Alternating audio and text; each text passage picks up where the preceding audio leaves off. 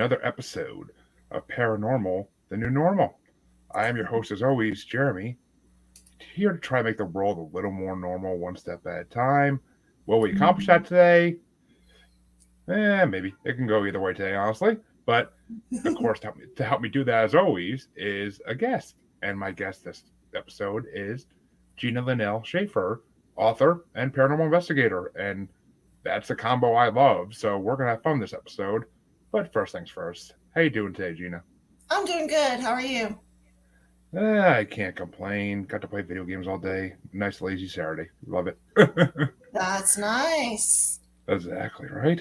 Hmm. And besides dealing with the kids, but that's usual. Yeah. But so the first question I ask everybody on this show is, what got you into the paranormal? They dragged me into it.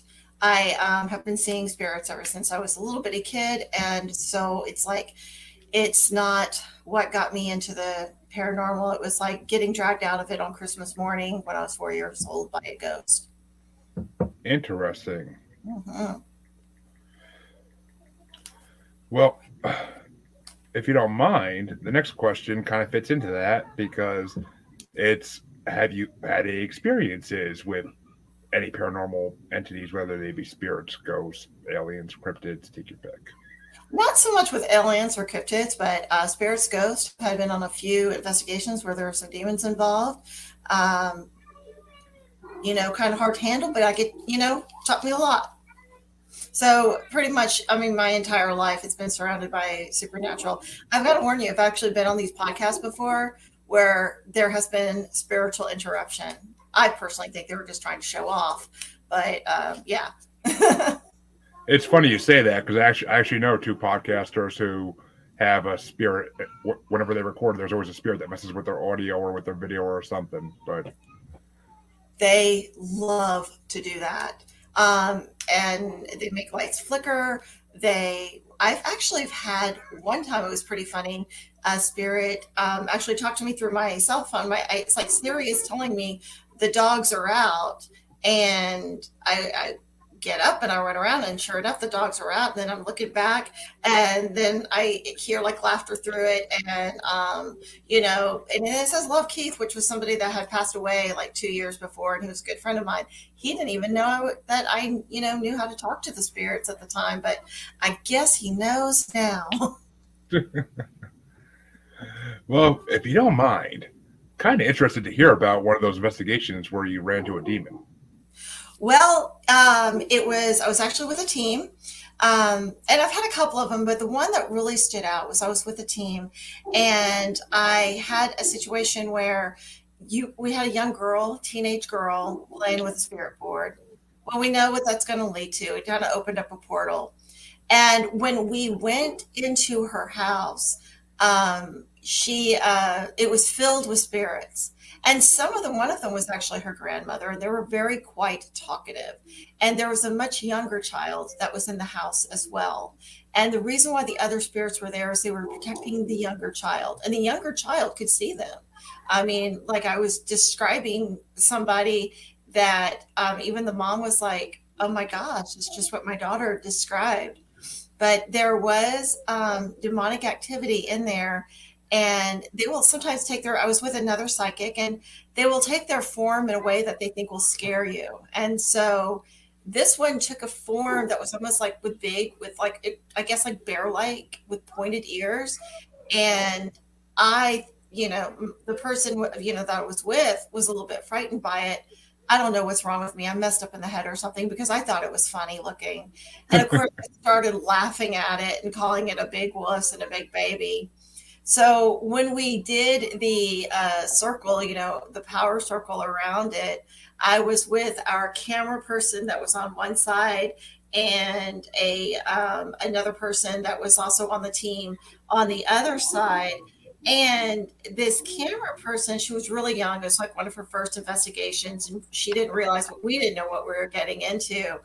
And bless her heart, because we're telling, do not, whatever you do, do not break this circle. And that thing was digging its claws between us, trying to tear our hands apart. And I had these like claw marks that were like, and it was almost like fingernails digging in. And I held on tighter. I could tell that she was actually pulling away. And the family actually ended up moving from the place. And believe it or not, it was a trailer. And the thing followed him. So it's still kind of an ongoing investigation, mainly going over there, doing a lot of saging, doing a lot of prayers. We believe that we've gotten rid of the demon, but it could also sometimes it hides. I think it hides when I come over there, actually. They can do that if they know that you have the power to get them to go away. And it's not really my power, it's the owner of the house, which I think she's very fearful. Of course, she's worried about her child. I know the teenage girl to get rid of the Ouija board. But it wasn't until after maybe 3 or 4 times after us being over there before she finally said, you know what, maybe there's something into this. Yeah, Ouija boards have been a topic of lately on this show because apparently people don't realize the danger of them, even though, I mean, they are marketed to middle schoolers, though, so who knows? Yeah, and I mean, in the Victorian age, it was cool to have one. And I mean, it does work as a portal, but what happens is it's marketed as a toy, and young teenage girls, even myself, when I was a teenager, I played with them, and it was like I had no reason to. I could see the dang things, but I had to show off for my friends, because for a while my parents didn't believe me until I started, telling them things that I knew that I probably shouldn't have told them because I had conversations with some things they couldn't see. But I think it's just a fascination. And even now, my publisher will say, well, you're really into a niche. And it's like, no, this has been going on for ages. The supernatural is there, the paranormal is there, and people are fascinated by them. And I think what's happened now with the world of technology, they have found new ways to communicate with us. Oh, so that's who all those trolls are on the Twitter pages and the Facebook pages. Yeah, I do want to think the scammers, definitely the scammers are probably something demonic going on there. Oh my goodness. That is a different talk show. Yeah. They are out there. Yeah, tell me about it. But it's interesting that you brought that up because 2 days ago, I actually had one of those scammer trolls give me that, they send you that message. Oh, I can feel your psychic energy and I can tell you all of this. And I'm a gifted, God gifted psychic and all of this. And I started immediately getting messages. And I text her back and said, look, I'm a clairvoyant empath. I can do investigations. I'll help the police. I'll help people find missing child, and I'm a writer. And you're about to give somebody some fatal advice. You need to stop. The person said, okay, I'm sorry. I understand. Haven't heard back from them, but it's in my prayers that the woman was listening, or man, or whoever was behind the photo. Yeah, I mean, I get those on Instagram probably every other week or so. And it's funny because it's one of the guys was actually on my show, and then like a month or two later, he sent me a message like that, and I'm like, I think he got hacked because I can't see him doing that. He may have, and that's another big thing too. I worry about that all of the time about getting hacked, especially as I'm building, because being a podcaster, we're trying to build our following, and we're trying, to sell the podcast, sell the book, sell the, whatever it is that we're doing, and then there's hackers out there all of the time. Yeah, I'm lucky enough I haven't had one come at me yet, knock on wood. But yeah, guess I'm not big enough for them yet. But neither am I. But I have had my photo used for a catfish before. So, well, I can't say they ever did that either. But I mean, this face is not a catfish face. I'm sorry. But oh, you're being too hard on yourself. You can say I've got a face for radio. Well, I do. Hence the podcast. But yeah, podcasts are awesome. I do. Yeah, it is fun. So, what was and I don't think you're going to have one, but what was the scariest investigation you ever been on? There's actually been a couple. And one was more of an experience. I was like investigating. It was me and my husband. My husband, I kind of dragged him along on a lot of things. And I don't know if this was necessarily scary for me, but for him. I was in a situation where we were staying in a place that had actually caught on fire several times. And I got woken up in the middle of the night by a ghost. She wouldn't tell me who she was. She wouldn't tell me anything. I tried to talk to her. My husband's like, "What are you doing?" And I'm like, "There's a ghost in here." And he's just to the point where he's like, "Oh, okay," and he just accepts it. He used to scare the crap out of it. Now he just accepts it. And anyways, I fell back to sleep with the ghost in the room. And then apparently I stood straight up in bed and a voice came out of my mouth that was not my voice. My husband said it was definitely a female voice, but she kept saying a name and it was clearly I got this, whiny Texas twang. He said this was much of a northern deep but definitely female voice and she was yelling out a name. And that really scared him because he was like, it was like you were possessed or something. Which that has frightened me because in fact, I was working with one investigation team that wanted to use me for mediumship. And I was like, no, I'm not going to be a human Ouija board. So it frightened me that it was able to take possession of me like that when I was asleep. But after doing some investigation, the name that he was hollering out was not the name of the people that had died there. There was actually 3 people that died there, but the name of somebody that was actually charged for because the place burned down, and she was charged for arson, and she was charged for the death of 2 of those people. And I had no knowledge of this, so it was an interesting experience for me. But for my husband, it was more of a frightening experience. Um, Oh, Now, I have had a ghost attack me in the middle of the night, trying to choke me when I oh, was staying in a hotel. He attacked my husband as well. And the first night, I just, I was able to get him off of me, but he left bruises up and down my arm. And so it was a notoriously haunted hotel. So, out of curiosity, of course, we went on the ghost tours because I love going on the ghost tours because I got to go back. And also, I like seeing the ghost on the ghost tours because sometimes they tell me what really happened on the situation. And this guy, they were telling me the story of how he was a Civil War soldier, how he lost a limb. Well, what I saw, either it wasn't him or they have the story wrong because he had both of his arms, but he was holding me down, sitting on my chest, and I could not get up, and I couldn't. He held my arm a certain way to where I couldn't get my husband's attention, and I haven't been really, besides the demon, I haven't really had one. I've had been touched, had my hair pulled, been played with, stuff like that. Especially for children ghosts because they like to play with the clothes in my hair and stuff because I have real long hair. yeah. But this one had enough strength as if he was a full figured body. And I was finally able to arch my back and get him off. And there was another ghost that was in there that appeared to be a nurse that was yelling at him to stop, stop, stop. And that was probably most frightening for me because I wasn't in an active investigation. He was just attacking me. And but apparently he attacks a lot of people in that room because I've done some research and he likes to hang out in that particular room a lot and attack people in the bed.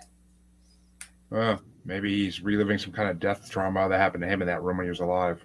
I'm thinking so because the hotel had been there for a very long time, and at one point it was a Civil War hospital. In fact, there's dead bodies that's underneath it, and so that's why when I'm going through it, I noticed like there were like a lot of nurses. I even had one. I'm diabetic, and one was even telling me your blood sugar's low. You need to check your blood sugar. And sure enough, and so oftentimes I come across some very friendly spirits that are actually very helpful. This guy, though, I'm not exactly sure what he wanted. He wouldn't talk to me after the fact. He was all I could get from him, and I couldn't even hear him. He just showed up in EVP saying, "You need to go. You need to go now." Hmm. Interesting. It, And it, it, it- it reminds me of that Nicolas Cage movie 1408 kind of, where he's trapped yes, where he's trapped in the hotel room and like the hotel room won't let him leave. I mean, yeah. kind of similar, but a little different. But Yes, and there was another one that actually it reminded me of. It was interesting because I don't remember the name of the show, but John Cusack was in it, and I found out years later by watching one of those shows, the same exact thing happened to him, and it was the same hotel, so I'm assuming it's the same room. oh, that And That was 1408. It was That John was 14, Cusack. yes. Yeah. And it was, what was interesting about it was the psychic that was there saying that because he checked out, there's this Colonial Park Cemetery that's real close to there. And the psychic was saying that ghost followed him there. And I mean, I've been to that Colonial Park Cemetery often. It's in Savannah, and there are a lot of soldiers, and there's a lot of mischievous spirits, but they're really friendly. And he was not followed. I mean, he may have been followed by another spirit, but that spirit was already in that room. And that spirit, it was nothing personal against him or anything like that. It was, I think he was just protecting himself. I think he was still thinking he still thinks he's a soldier at war. Because you got to take in mind, if it's if it's a residual haunting, or even an echo, he's, reliving and still thinking he's in this traumatizing time and may not even be aware of what's going on. That time has passed. Like, it may be 2023, but to him it's still 1777. So, or COVID-1, however you want to put it, because there were a lot of people that died of yellow fever back there. Yeah, I mean, spirits don't. A lot of time they can't realize time passed. I mean, No. the one that was my house. I'm pretty sure he thinks he's still alive, and he just hangs out in the garage like he was working on his car back in the old days. Yeah. But I mean, he used to come in the house, but I think he got sick of us, so he stays in the garage now. But We have one. I live on in a neighborhood that was where the Battle of San Jacinto was actually had. That's why the name of the neighborhood is actually Battleground Estates. So I don't want to give too much of where I'm at, but right. Battle of San Jacinto was actually on this land. And I know when I moved in, I thought he was, at first I just thought he was just a residual spirit because he just walk up and down the hallway, constantly walking up and down the hallway. And then when I'd be in my study, like he'll peek in, and I still see him sometimes. But he really didn't start interacting with the family until my son was born. And then, like my son, if he was in his bouncer or something, you would see the little car kind of scoot over towards him and stuff like that. So then he started, I guess, kind of, I don't know if became attached to the family, but I think he is actually, because he's, I've had friends come over, and like psychic friends that can also see spirits. And like when they'll come up to me, he'll come up behind me and he'll smile. He will come up if there's somebody around, or like a contractor or something that's doing something. It's like he hovers around. I almost feel like he's just trying to make sure that we're safe. So I actually enjoy having him here. Yeah, kind of like a guardian spirit almost. It is nice, yes, because also, even though I say goodbye and I do everything to make sure that the spirit doesn't follow me home, it can happen.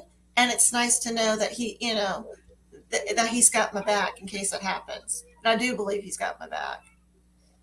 Yeah, I mean, I get that. When we had our house investigated when we first moved in, we were told originally it was both the wife and the husband that were in the house, and that they were here to watch the kids. I mean, they learned all Mhm. this through the divining rods, but Yes. I don't know how much I trust divining rods because it seems kind of iffy. But They can actually, if you're using them right, and if you're in around the right energy, they can be actually very helpful. I was in San Antonio, Texas, and I was on a ghost tour. Again, I love the ghost tour. I also am a huge history buff, so I legitimately enjoy hearing the stories. And this one particular guy, he was very theatrical, and I could tell he really didn't know that much as far as how to use equipment.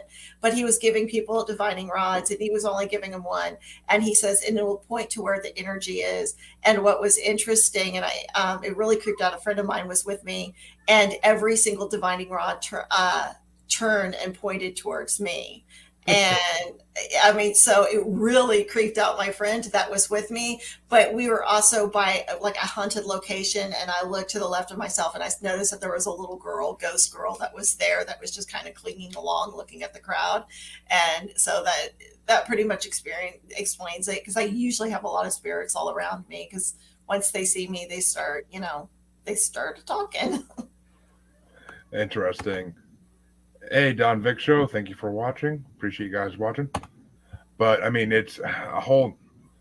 another. I mean, I don't know. I wish I could see him. I wish I could actually see and communicate with the one of my that lives in my garage, so I could see like if his wife's really here. One and two, because my wife can sense him. She can't sense the wife though. I mean, he's playful. Like if my wife's in the basement, like he'll pull her hair or rub her shoulder and stuff like that too, which is Hmm. kind of creepy. It pisses me off a little bit, but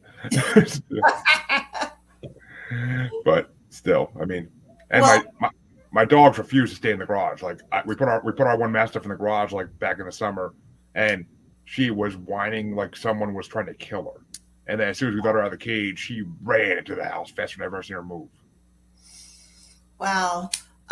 Well, have you tried talking to the spirit friendly wise and just let him know? Like, just, I mean, it's up to you. Do you accept his existence? Do you want him to stay with you? Or do you want Um, him to move on?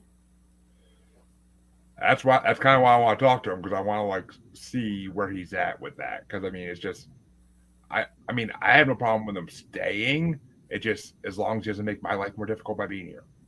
Okay. It doesn't sound like he is, though. I mean, I know he's probably kind of pissing you off with, messing with your wife and stuff like that. But I mean, if he's not doing anything that's offensive, it sounds like he doesn't mean you any harm. And most of the time, and just in my experience of going on investigations altogether, just in the spirits I run into, they don't mean you any harm unless they feel threatened in any kind of way. But they also take on the personality that they had when they were alive. And if they were a cranky, mean old man when they were alive, chances are they're going to be a cranky, mean old ghost while they're dead. It's just as simple as that. Um, Yeah, most likely. I mean, you don't unless someone does a complete 360 at death because they're trying to move on and they that doesn't work. I don't think, but you could try. Yes, yes. But I mean, if he does want to move on, I mean, I think he could probably do it on his own. You could offer to give him some help if he needs to move on. I feel like you would probably sense his wife it was there. If you can sense her, you're more than likely sense her wife, unless she's just being quiet and hiding in the shadows. And some spirits do that. Yeah, I mean, when the investigators were here, they said that the wife likes to hang out in my daughter's room and watch over the kids because she never could have any. Hmm. And have you done some background research on that to find out? I know. I mean, I know they didn't have kids because we were surrounded by their family because the street we're on was owned all by their family at one point. So I've met different parts of their family, and they confirmed that they never had kids. But that's basically all I dug into it. I never really could find anything else on them. Hmm. So maybe that's true. Maybe she just wants to see the kids. And I mean, I know when I mean, I say the first time that I really remember, encountering a ghost, and it was very frightening. I was only 4.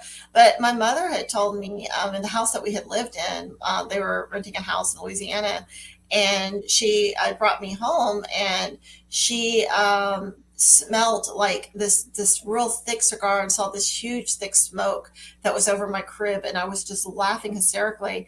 And there was this mean old grumpy man that was their landlord, and he died. He was like saying something about how, well, I'll look forward to seeing the baby, I'll look forward to seeing the baby. And he was really nice to my brother. He just didn't like my parents for whatever reason.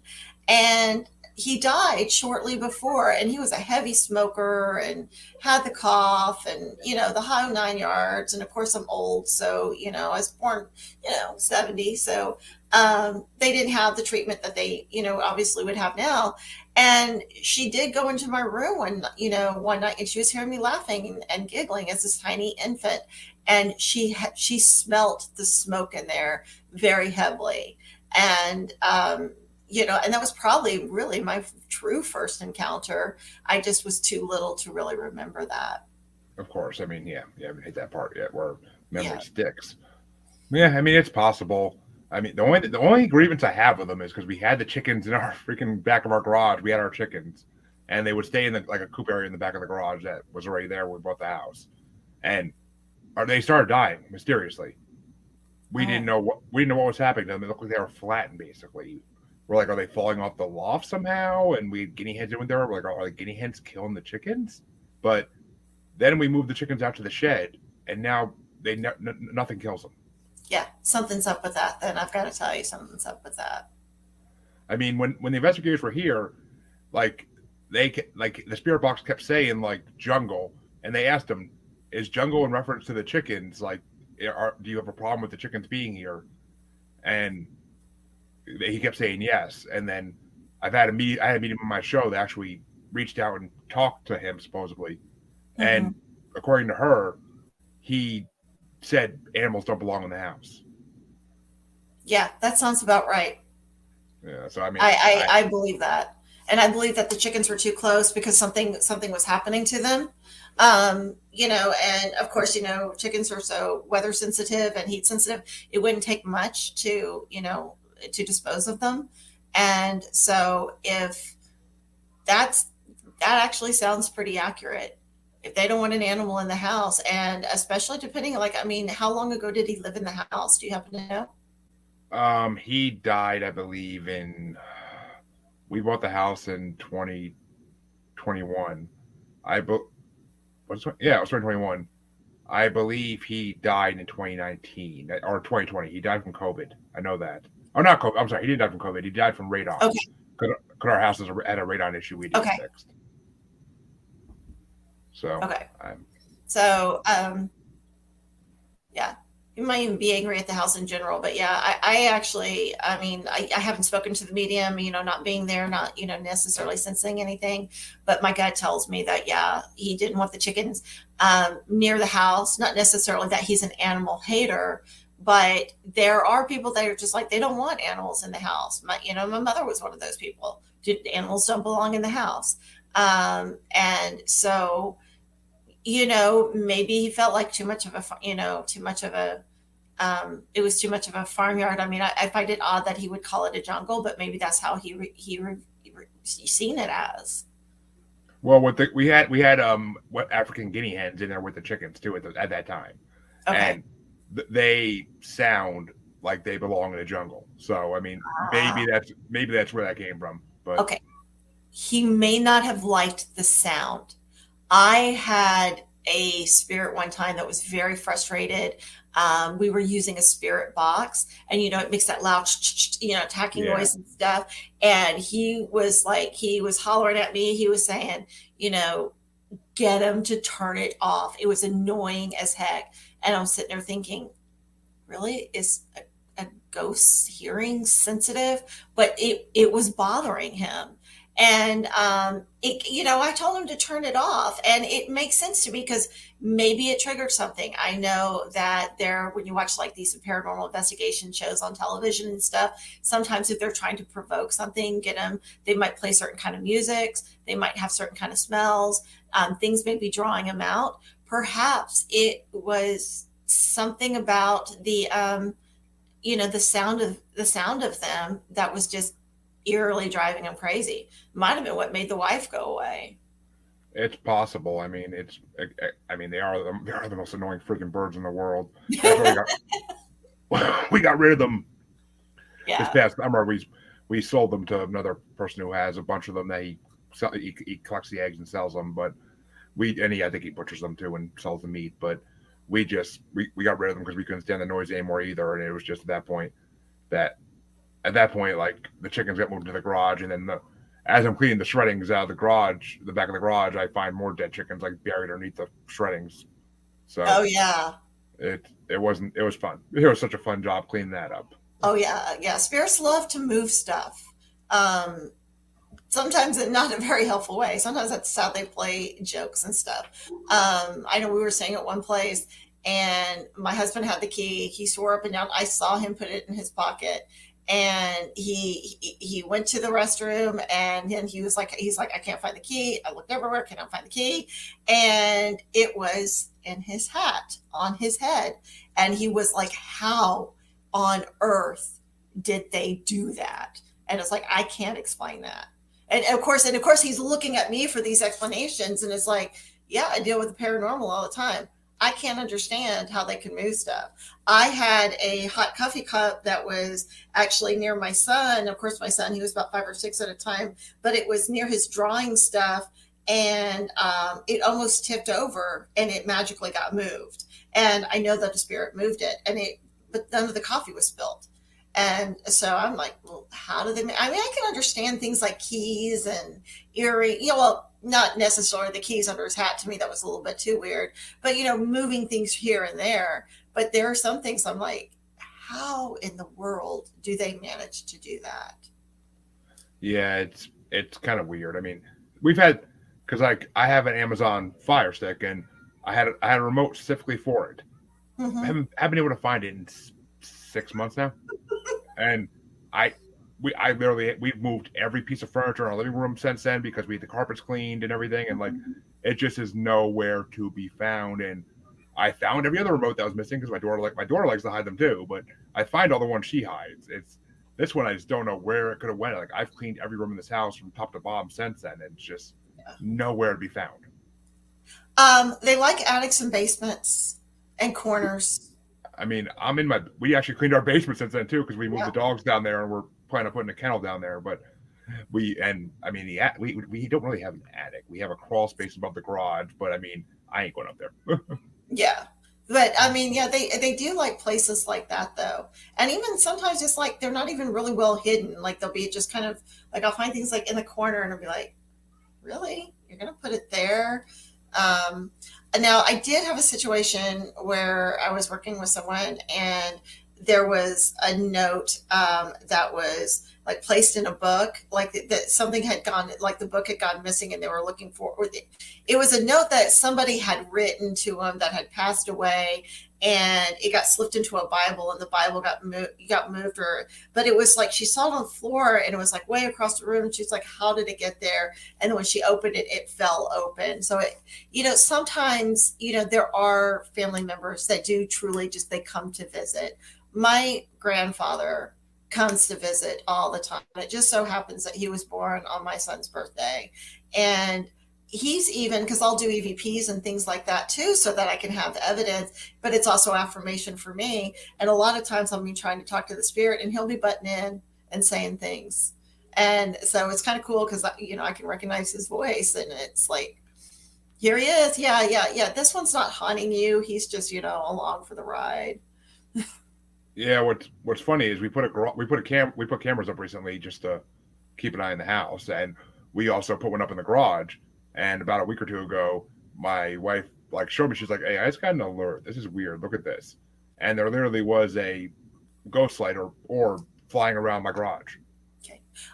Check it closely because you'd be surprised because a lot of the orbs that I checked, especially the ones lately with the digital cams, I'm catching a lot of faces within those orbs. In fact, I've been posting them. Uh, Um, it's posted up on very, my it's posted up on my Facebook reels and my TikTok and everything. And but I it's hard because it's moving so freaking fast that the first time it flies by the camera, I almost thought it was a bug or something, even though it's the dead of winter, it's freezing. I'm like, I doubt it's a bug. But Mhm. then it loops around and flies like towards the camera, and you could clearly see the orb shape. And I'm just Yeah. like, oh, I'm like, that's definitely an orb. Okay. What color was it? White or blue or green? What white, pure Yeah. white. Yeah. They come in different shades, and I've always been kind of fascinated about the different shades. And sometimes it has to do with their aura too. Yeah, that's what I always thought it had to do with was like their aura or what kind of Yeah. spirit they were. But let's move on and talk about your books because after reading the short descriptions of them, I am dying to hear where you come up with the ideas for these books. Well, what I tell people, because I can't really explain it, is that I have mental stigmata. Um, I do like will sometimes get ideas and put on a storyboard, but honestly, I will sit in front of my computer and I will just start pounding away, and I have no clue where this is coming from, but I mean, it just comes out. And of course, I'll go through the editing process because it's because I'm one of those that I just write it and then I go back and I recheck it and edit it before, of course, I send it to editors and publishers and stuff. And I'll be in shock, like, oh my gosh, I can't believe that I wrote that. And even I have a book coming out March 3rd, Sharon's Last Call, and my publisher's been raving on it to the point of flattery. And I was like, oh, he's just trying to boost my confidence. But then I went and read the proof and I was like, oh, wow, I wrote that. I can't, and my husband read it. And then he was just like, and, it's like, where do I come up with the ideas? I don't know. They just pop into my head. And then even when they pop into my head, I don't know what direction the story is going until I'm actually writing it.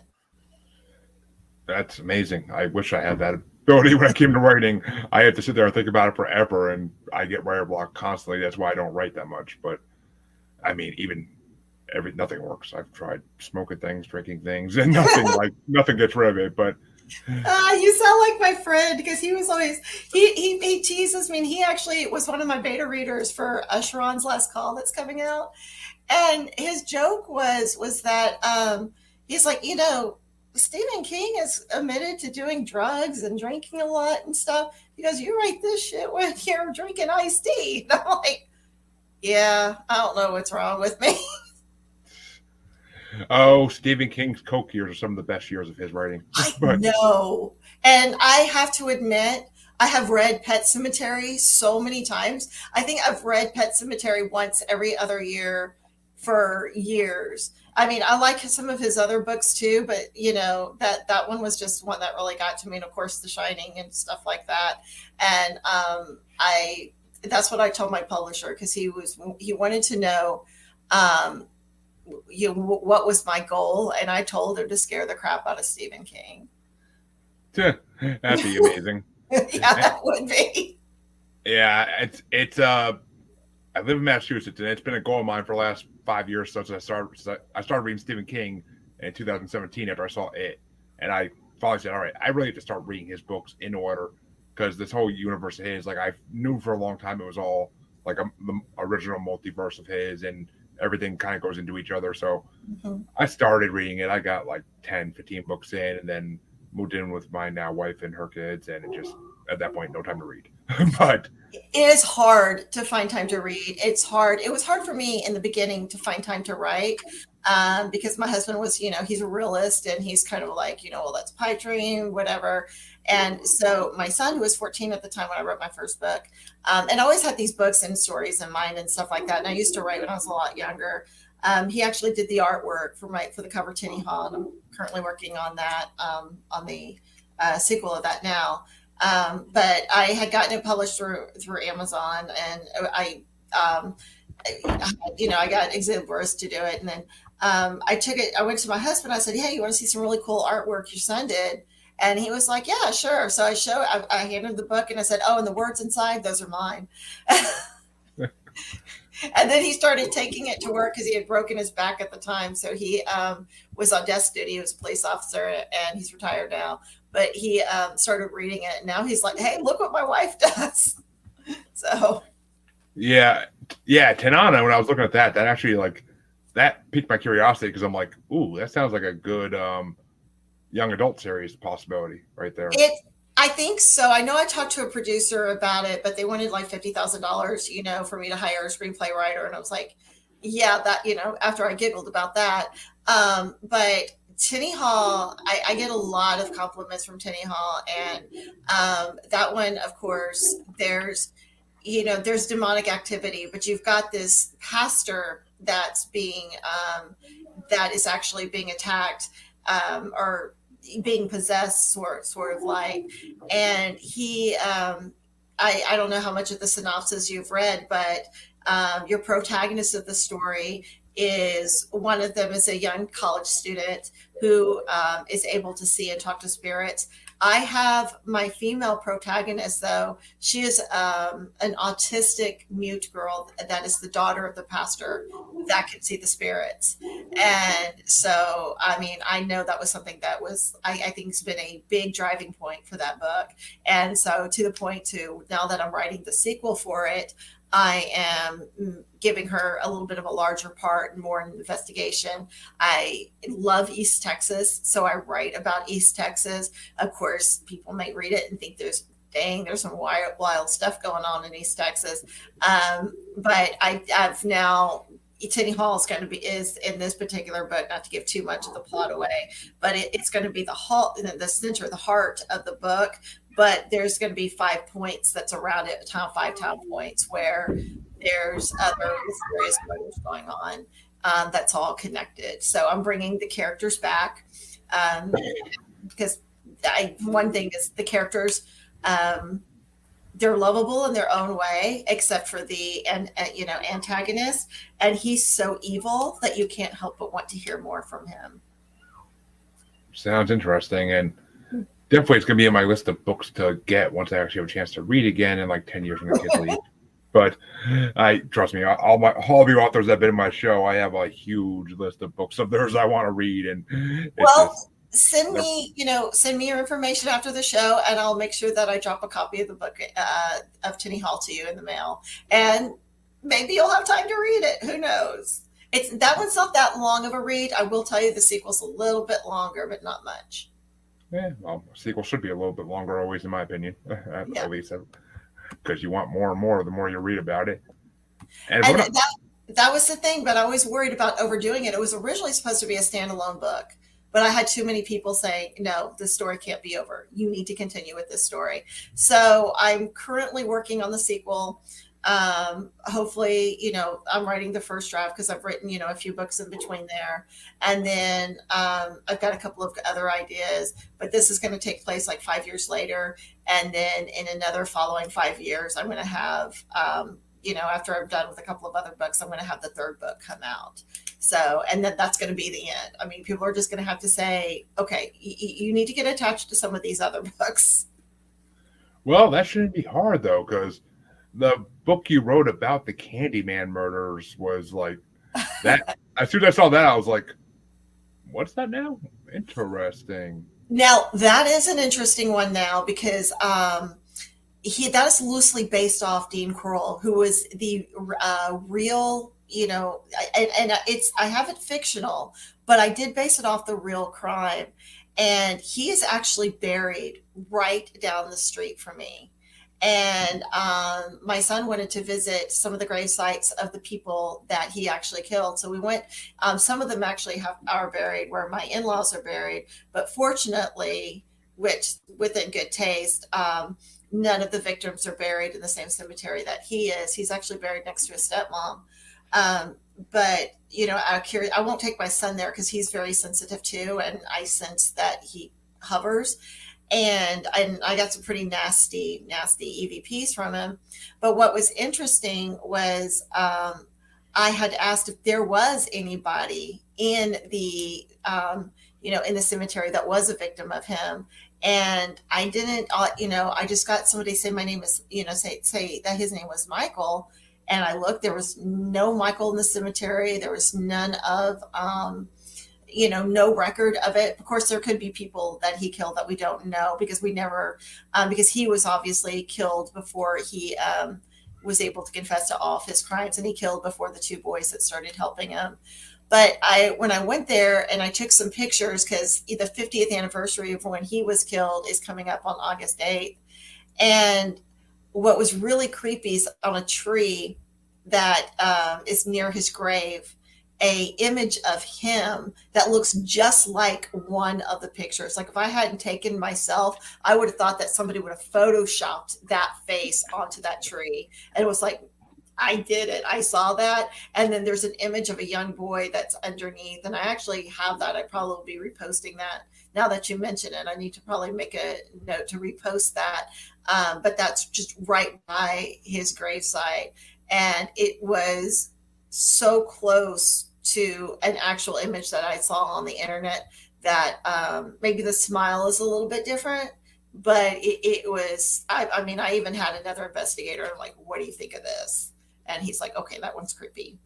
So he's around, and I know there's somebody called, I forget what they're called, but they do murder memorabilia and stuff like this. And they actually they sell vials of dirt from serial murders graves and stuff. Yeah. And they actually left a sticker on his gravestone because I went back because my husband he was curious, he wanted to see the gravestone, and he left a sticker, and he was pissed off about that. But there are people around there that doesn't want him there. In fact, I know people alive that once I said, oh yeah, he's buried right here, they're like, I don't want to be buried in that cemetery. I mean, he was a bad man. Do some research on him. He was a bad man. oh, I'm sure. I mean, I'm sure most serial killers usually are really bad people. Yeah. Now, of course, when in my fictional part, I do have it where it takes place in like three different ways. You have the 1970s, and you've got the spirit of a young boy, David, who was one of his victims that's not aware he's dead. He's telling his story, and he is still in his mind. It's in the 1970s, 1972 or 73, whatever I made it in there. I think it was 1970, and then I have because and what kind of stirred this up was his house, that house where all these murders occurred. It actually went for sale, and it was on the market for a few months. Um, and so I came up with the idea of a reporter that works in Pasadena. These are all real places that works in Pasadena, renting the place in 2001 and realizing she slowly starts to realize her house is haunted. But when she goes to sleep, she goes within the veil. So she's guided by the ghost David, who doesn't quite understand that he's dead, who's telling her the story. And then she starts visualizing the story. And then she realizes that, of course, because got to throw in a demon or two. So there's a demon that was actually influencing the serial killer to do what he was doing. Mm, interesting. Yeah, I, and I mean, that was a fast read too. It's a very fast read. I know. As soon as I saw it, I was like, as soon as I saw the synopsis, where I was like, "Ooh, that sounds very Stephen Kingish almost." But I mean, but It's more Stephen King. Stephen King doesn't. I mean, I know he wrote The Shining and things like that, but he doesn't really deal with a lot of ghosts. Just doesn't feel like. I mean, he has that supernatural power in there, but mm, and he's definitely very creative. This is more, I think, more of a ghost story. yeah, Um, you know, it's not really, you can't really call it a murder mystery. And I do put a disclaimer at the beginning of the book, that talks about, okay, there's, because I wouldn't even use the guy's real name in there, just because it's like he doesn't deserve the credit. Who needs to be remembered are the boys that he murdered. And um, exactly. and what really kind of upset me was one of the boys that because he actually paid these young men to um, paid him $200 if for every boy that they brought, and they were bringing in friends that they've known from elementary school, knowing that he was going to torture and kill them. And one of the guys is still alive, and I think it's Livingston or Huntsville prison. And he shows no remorse for what he did. And at trial, John Gacy was getting all of this recognition. And this guy was actually the first one for to be, the first person to be coined as a serial killer. In fact, Truman Capote, when they were pulling up all the bodies, you look at the news footage and stuff. Truman Capote actually came down there trying to find his next story, because he made a huge hit within Cold Blood, and then his career, kind of stifled for a while. So he was thinking he was getting his next bestseller, and he took off. He couldn't handle all the bodies that was being pulled. And this guy was like, "Yeah, we killed more than Gacy," almost like he was bragging.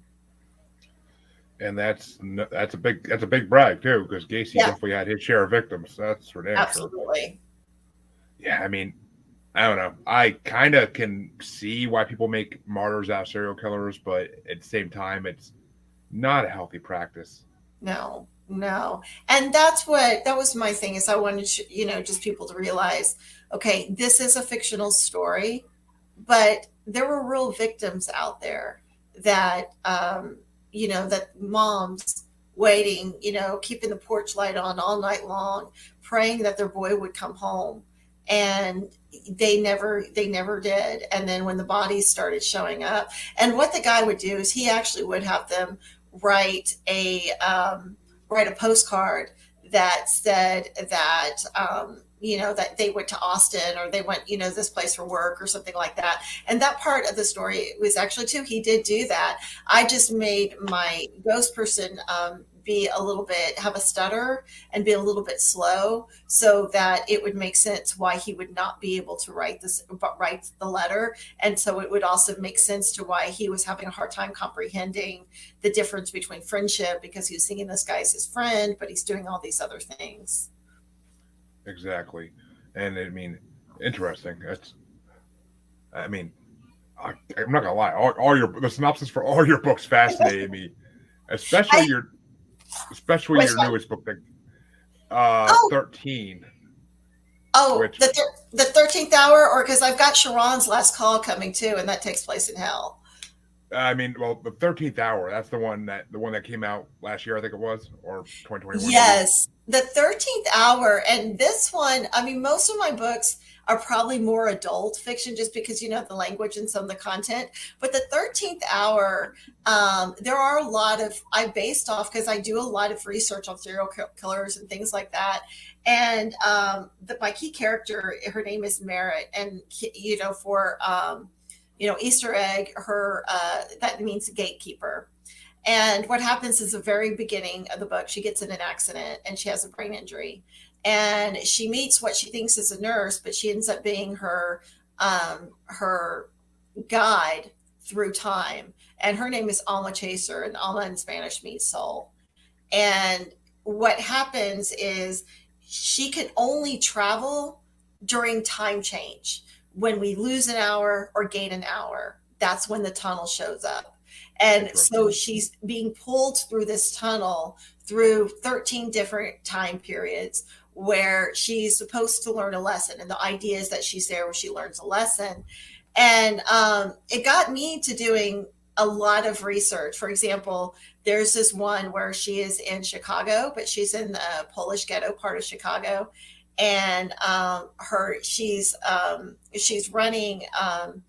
It's during Prohibition, and she's running one of those houses and a speakeasy, and then of course a bordello upstairs because the police don't care. But there's a lady that's renting an apartment there that she's a psychic, and all of the neighborhood wives come and visit the psychic. And if the guy's cheating on her or seeing one of the girls that's going in the bordello or whatever, she explains to them that they're going to die. She goes and buys life insurance on the people and encourages the wife to buy life insurance. And then she cooks brownies or something or whether that's going to kill the husband. And so of course, she's a psychic that's predicting the deaths, but she's the one committing the murder. And that was a real person that actually did that. Um, so, and then there's another one where the woman was killing the butterbox babies. I don't know if you're familiar with that, but there was a lady in London that girls that they would call in an unfortunate circumstance. They could come and stay there. They would pay a certain amount of money. Supposedly, they would find adoptive parents, but a lot of times the woman would kill the babies and throw them into the Thames River. And so, even though this is all fictional, there's elements, she runs across elements of true criminals that actually did live in that time and did do that time. So I do put a lot of research in what I'm writing. Try to, even though it's fantasy and sci-fi, trying to make it, a little bit, of authenticity and, interesting, especially if people go to visit those places. I mean, I like that. I like when fiction books have some real history into them as well because Yeah. it makes it more interesting. One of the first authors on, I think she's in my third episode of the show, Brandy Alexander. She started writing she put out the first book already. The second book's written, go through publishing, and third book and fourth book are being written now, I believe. Mm-hmm. She, it's a ghost slash demon story, but like it's a Christian story kind of as well. Yeah. Basically, this boy you can see ghost grows Mm-hmm. up learning like how to use them to help solve crimes and whatnot, and basically he's supposed to be the savior in a demons trying to take over Earth type war. Yeah. So it's kind of like, but she throws a lot of real life elements into there and history and stuff, and like the last when the demons broke the lock the last time, that's when the dinosaurs got killed. Mm-hmm.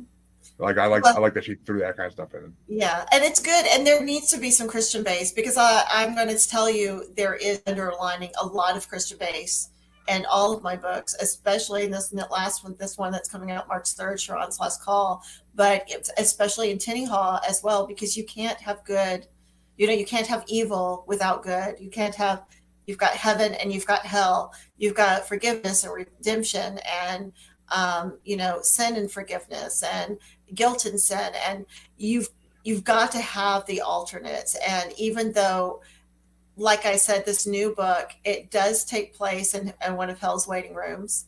Um, the premise of it is you've got people that are actually in a coma. The original book was titled Coma, but I had to change it because it was just too common of a title. But they get in some sort of accident, and they're all in different time realms because time stands still there. And when they've come in, they're in the Last Chance Casino, Sin City. They're gambling, they're drinking, thinking they're getting drunk, but they're really not. They're just, time is standing still for them until they get the guts to cross over the Anchored River to get to the bar where the Sharon is at. His name's Gary Sharon, for the ferryman. And Mm-hmm. they get their last drink, but within their last drink, which continues to fill up, they get reflections of and echoes of their past lives and some of their greatest sins and their regrets. And there is an element of the things that they feel guilty for, and do they forgive themselves? Are they really showing? And there's some, of course, I'm a horror thriller writer and I'm a ghost writer. So yeah, there's some really horrible things in there that happen. But then they take the tokens that they're given, golden tokens, as they go through, and they put in the slot machine that's behind the bar. Now in Latin, it's mors, vita, or atrium, which means life, live, death, or choice. And they don't know if they're going to heaven or to hell, if the Sharon is going to take them to heaven or hell, until after until after they put their coins in. And then they find out whether they get to live, go back and live out the rest of their life. They'll have no memory of ever being there. Die, go to heaven or hell. And then there's a few interesting situations where they get to choose. They can choose if they want to go back and live the rest of their life, or if they want to go ahead and just die. And so there's a lot of talk about forgiveness and showing. And now of course the bridges that they have to cross come to life, and there's demons that spit fire and stuff like that. Yeah, I gotta have that because I love imagery. Of course. But there is an underlining, very insightful, some pieces in there. I've had several people that have already read it, even the publisher themselves, that it's very introspective, that'll make you really think. And I do have a trailer for it, so I have that posted on my pages and stuff if you're interested in checking it out. Oh, I didn't see that when I was looking at your page. I'll definitely have to go back and check that out. Yeah, But I need to get a book trailer for Pied Piper's Prince, but I like trailers because people just don't read anymore. They really need to read more. And book trailers tend to grab people's interest. well, my theory is if I collect enough books, when the world ends someday, I'll have nothing better to do than read. So That's true. That is absolutely true. that's my theory. I mean, if it happens in my lifetime, great. If not, then I guess not so great because I don't want my kids to go through it. But if it happens in my kid's lifetime, at least I'll have a collection of books to read. That's true. And they can learn some things from our time because our time's pretty cool too. Yeah, it was pretty cool. Nowadays, I can't say I really think it's cool anymore. But No, definitely I, not. but yeah, you gotta have that. You gotta have that yin and yang perspective, and I like Mhm. that about Charon's Last Call. And also, I've talked to people on this show about like who have had NDEs, near death experiences, and Yes. a couple of them were given choices about where they wanted to come back or go to wherever they were going after. I had two NDEs and they said, no, you need to go back. And I even got up to the fifth realm. Mm, um, yeah. So the last one was very vivid. I'm actually, yeah, they were very, very vivid. But I was told, no, you have something to do. And so it was shortly after my last one was when I started writing. And even though I write what I love to write, but there is some faith that comes out of there. So I like to think that maybe that has something, to do with why I was told to come back. But I also know that after my last one, my spiritual gifts intensified like like crazy. yeah, I mean, walking into a hospital is, it's like I don't get any privacy. So it's yeah, because interesting. yeah, so many there. In fact, last I was at one. This was kind of an interesting one. My husband, he's been having some heart issues and he was in the hospital in the emergency room. And I hear the cold red, the code red, code blue, somebody had just Yeah. passed. But before I saw the code blue, I saw this old, like this kind of older spirit. He was walking by and I just kind of looked at him. He looked at me, smiled real friendly. And I just kind of mentally said, hey, do you need anything? Are you going anywhere? Because I do try to help if I can. He goes, no, actually, I'm just here for a pickup. And I was like, I just kind of nodded and I wasn't talking out loud because I could hear my thoughts. But my husband, he knew something was up and he's like, what's going on? I was like, well, somebody's about to die.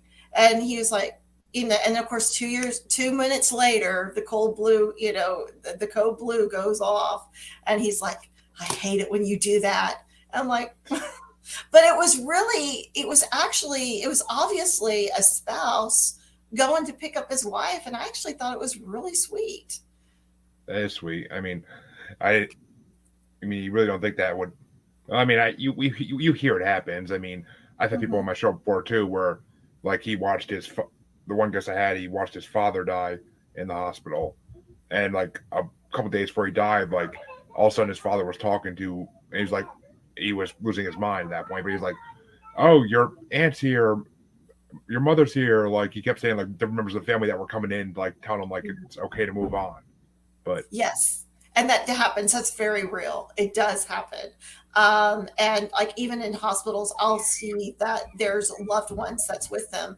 And I know when I had my near death experience, the first time around, a priest that I knew when I was a little girl that I love, love, love to pieces. He was one that had come and talked to me.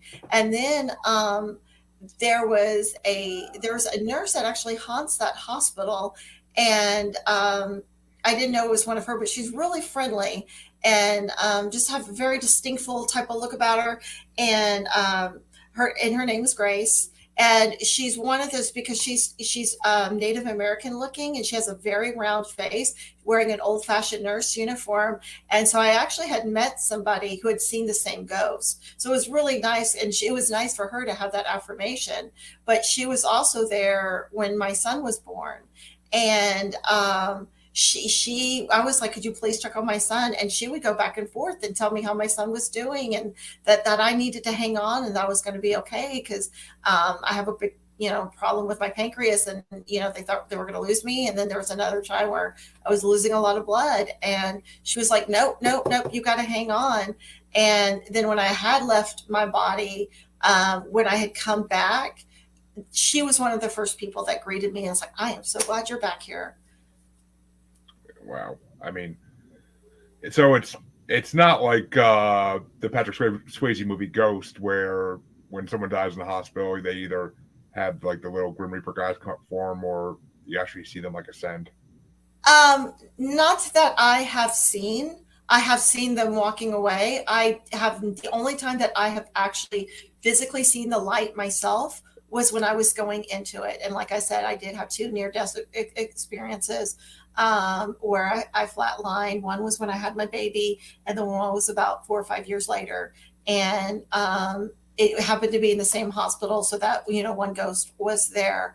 And I do remember it very vividly going up. I remember, being surrounded by love and iridescent, and there's all this music. And I did not want to go back, um, but I was being pulled back. And I had somebody that was saying, we need you to go back. And I was like, why? I was under so much pain at the time. And they were like, you have to go back. And so I would like to think that I was sent back for a reason. Maybe my books are part of it because there is a very spiritual aspect in my books. Even as, Hmm. even, when I got people walking over genitalia of the demons, in Sharon's last call, there is a very deep message. In fact, to me, it's very poetic that it's coming, that it's the release date. And I didn't come up with the release date. It was my publisher that it's actually being released 3/3/23. Yeah, With, that synchronization right there. yeah, yeah. Exactly. So, Well, wow. It has been a complete honor having you on, and so many interesting topics. And my listeners are going to love this episode. I already know it. oh, But good. tell them, where can they find you? Where can they find all your books? Just Gina promote yourself Lynelle. to the fullest. Okay, GinaLynelle.com. GinaLynelle.com. I have my website there. They can look up the synopsis of my books. They can see what's coming up. If they're in the Texas area, they are welcome to come to I've got a book launch that's coming up on March 3rd. That's going to be at the Voodoo Hut in Cuma, Texas, which it's such an awesome motif because one, they tell their story at a bar, and what better place to have it at a place that has a bar with the skull and bones and crossbones and all that stuff around. But they can definitely find me there. And then when I'm booked for signings and things, I do list them on my website. And I love to come out and meet people and talk to them because you never know. That's one thing when you meet me, you might end up being material in a book. Ooh, well, if you ever come out to Salem, let me know. I'll drive the hour and a half. But Yeah, definitely. In fact, my next idea for my book after I'm done with this one, it does involve witches. oh, they always make good subject for books. They do, and They there's a lot of history really, there. they really do. And there is a paranormal shop that's not too far away from me in Houston, and they offer witchcraft lessons. And they're like, hey, why don't you come on over? We'll give you a few lessons. So, because like I said, I like things to be very authentic. So I do my research. Which usually makes books all the better when authors actually do the research for them, rather than just Yes, piping them out one after another without really thinking about what they're writing. But yes. well, I want to thank you again for coming on. It's been an amazing episode, and I can't wait for my listeners to hear this. And for all Sure. my listeners, you know where you can find me. Please tune in next week. Be back in 3 or 4 days with the next episode. And I think I'm back on Monday for all my live watchers with another live. But thank you, Gene, for coming on. It's been a pleasure. And I will see everybody next time. You can, of course, find me on Facebook as Jeremy Bryant or on Facebook as Paranormal New Normal / Maniacal Music Musings Podcast with a S Facebook group. You can find me on Twitter and the Gram as at Juggalo Bastard. And you could find me, of course, on TikTok as at Juggalo Bastard Podcast and on YouTube as Paranormal New Normal. Be sure to like, subscribe, and follow us in everything we do if you're interested in seeing more. Patreon material coming soon.